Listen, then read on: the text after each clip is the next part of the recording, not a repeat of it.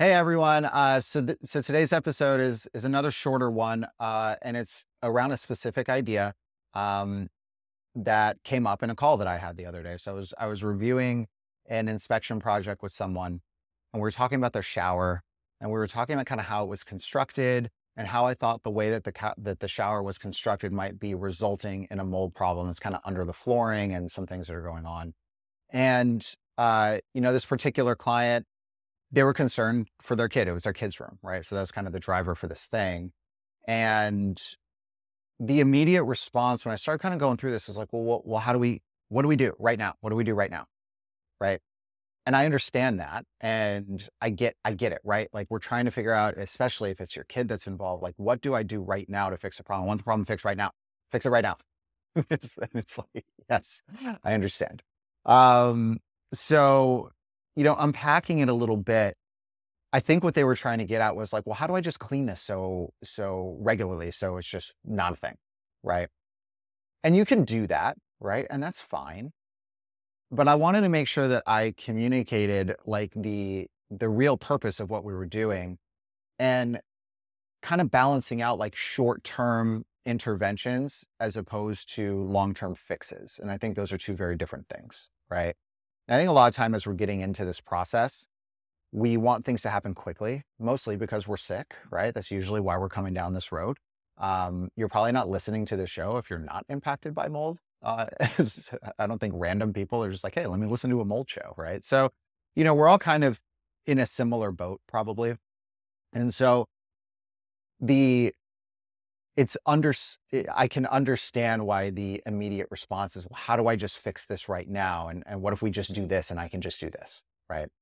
And what I want to make sure that we're thinking is, there's surface and then there's kind of root cause of problem. And there's, even if you kind of do some surface intervention, the problem still exists. And so it's really trying to kind of re-look at what our true goal is of why we're having a conversation. I think this happens a lot when we're doing reviews of what we're finding in inspections and things like that. A lot of times, because we're showing things, then the individual, the homeowner or whoever's in the house and whoever we're working with, the client, they're looking at what we're seeing and it becomes more focused on the individual things that we're seeing as opposed to why we're doing this. And it's really important to separate those two, because if we don't remember the why we're starting the process, then we can start getting really tied into the very specific individual things and start making decisions on those individual things that don't serve the why, right? And it's a really easy thing to get into. So for example, let's say there's a shower and let's say your kid is not feeling well and they have mold issues and you're like, okay, I see this issue with kind of this drainage thing in the shower. You're like, okay, well, can I just clean the shower floor every day or once a week or whatever it is? And then we'll get rid of it and it won't be there, right? Let's do that. I'm going to set this up and I'm going to set up a process in my house where I do that every day, or I have somebody help me do that every day.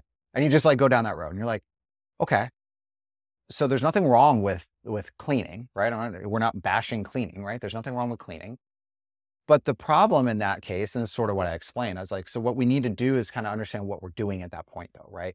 We're allowing the problem to happen, and then we're trying to clean the result of the problem. And then we're allowing it to happen, and then we're trying to clean up the result of the problem, right? So you have this problem, you keep letting the problem happen, and then you keep trying to basically fix the problem like with a Band-Aid over and over and over again.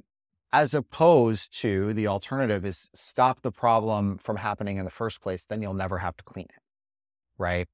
And the reason you think of it that way, and I've talked about this a lot, but mold isn't just a surface thing. Most times it's not. Most times it's a behind the surface thing.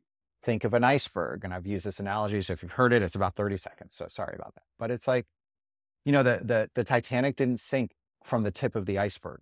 It actually saw the tip of the iceberg and it drove around the tip of the iceberg. It made it. What it didn't see was the gigantic glacier under the water. And that's what hit the Titanic and made it sink. And that's what mold is like. You have the tip and you have the big glacier that's down underneath. And if you're only looking at the tip, which is surface cleaning, the glacier is still there and we are still going to hit that glacier, right? That glacier is still going to hit us. We're just not going to see it the same way Titanic didn't see it, right?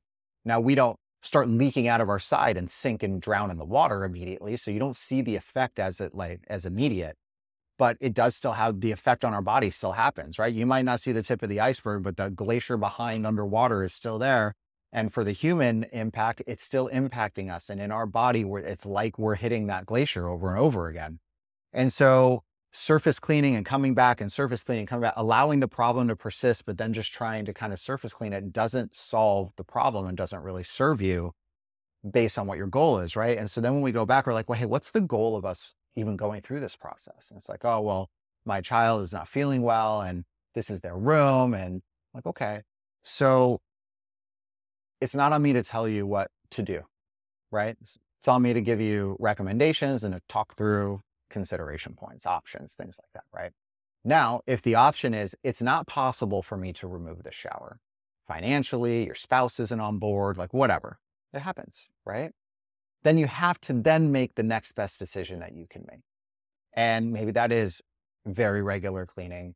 And then maybe you're implementing other things in the space to also help counteract the problem that will keep occurring, which is air filtration, really thorough cleaning processes, air dilution, things like that, right? So maybe that's just what you need to do. And that's okay. I'm not here to tell you that you can't do that and that you know, shame on you for doing that. That's not what I'm saying. But if that's the decision that's being made, I just want it to be being made because there's a specific reason while we are still considering our overall reason for going through the process. And I think that's the really important part here, right? So as you guys, and again, this isn't just a mold thing. This isn't anything thing, you know, it can happen in any aspect of your life. You have a goal, you have a reason that you're going in to do something. And then all of a sudden you get in the day-to-day of it or like the nitty-gritty of it, and you kind of forget perspective on the why. And then you start making decisions that are isolated in like tunnel vision for that specific thing. And you're not anchoring it back to like why you're doing it. You're not kind of revisiting that core why of why you're doing whatever you're doing. And it can make the decisions that you make not in alignment with your true desire of what you want to happen. So as long as you stay true to your true desire of what you're trying to do, and you keep that as the forefront consideration while you're then making individual decisions, then you're going to make the best decisions for yourself. And I think that's the big key here, right? It's not so much you have to do this, you have to do that, you have to do this. What I want to help kind of coach you on and share with you is how to enable yourself to make the best decisions in a situation where there's a lot going on and that it's very easy to get lost, right? And so by always kind of keeping your North Star, the reason that you're doing whatever you're doing in your view, while you're also considering your decisions under that, think of that as the sun, right? Your North Star, like the reason you're doing it, this is the sun, and the sun is shining down on you at all times. And then you're walking around outside and you're looking, and you got the plants out here and you got this over here, and you're looking down at all the things that are going on. But remember that the sun is the reason that you're looking at those things, and just take a minute to like let the sun hit you, right? Say, oh, okay. So yeah, I see this plant over here and I get it, but that's not really why I'm here, right? Or I can address this in a different way that aligns with what I'm trying to do. And as long as all of your decision-making processes, you can justify to yourself how they are in service of your overall goal and your overall why, then in anything in life, you're going to make the right decision for you. And I think that's the really big important piece here. It's not that there's a right decision, there's a right decision for you. And I just want to make sure that you have the ability to make those decisions and to identify when maybe you're unknowingly kind of blocking your ability to make the right decision for you. So that's what the purpose of this short little episode is here. So I hope that you guys find this helpful. If you do, leave a comment down below, and please be sure to subscribe and rate the podcast too. It's very helpful, lets people see it. When I look at the podcast at night and I see there's more ratings, it makes me happy. So I like get a little smile. I'm like, oh, did they leave a comment? I read every single comment that's in there.